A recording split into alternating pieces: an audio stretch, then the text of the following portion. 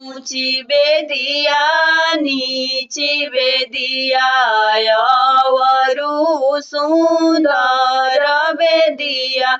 ऊंची बेदिया नीची बेदिया अवरु सुंदर बेदिया। अरे माई से हो बेदिया बैठेली कौंदर बेटी पापा से अरज करे। अरे माई से हो बेदिया बैठेली सुंदर बेटी आमा से अरज करे। कहवा हम जइबो पापा कहवा बैठबो पापा।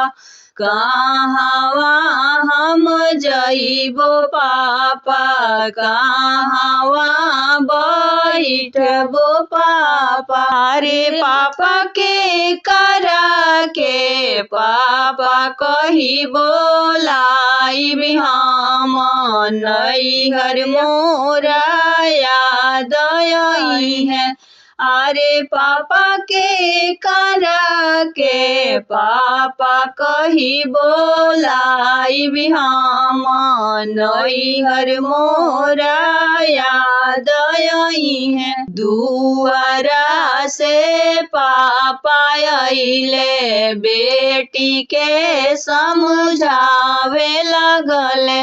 दुआरा से पापा आइले बेटी के समझावे लगले। ससुरे तू जइह बेटी कोहबर बैठिह बेटी।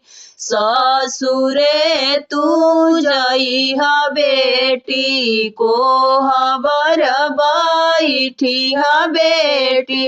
अरे बेटी ससुर जी के पापा कही बोलइह बेटी नैहर सुधिया भूली जइह। अरे बेटी ससुर जी के पापा कही बोलइह बेटी नैहर सुधिया भूली जइह। कहवा हम जइबो आमा कहवा बैठबो आमा। कहवा हम रहिबो आमा कहवा बैठबो आमा।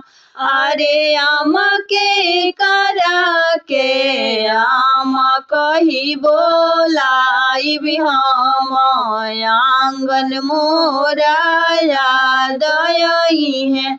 अरे आमा के करा के आमा कही बोलाई हम गोदिया तोहरो याद आई है। घर में से आमा आइली बेटी के समझावे लगली। घर में से आमा आइली बेटी के समझावे लगली। ससुरे तू जइह बेटी रसोईया घर बैठिह बेटी।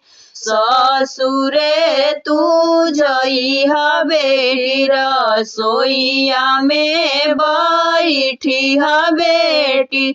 अरे बेटी सासू जी के आमा कही बोलइह बेटी आमा गोदिया भोर डलिह।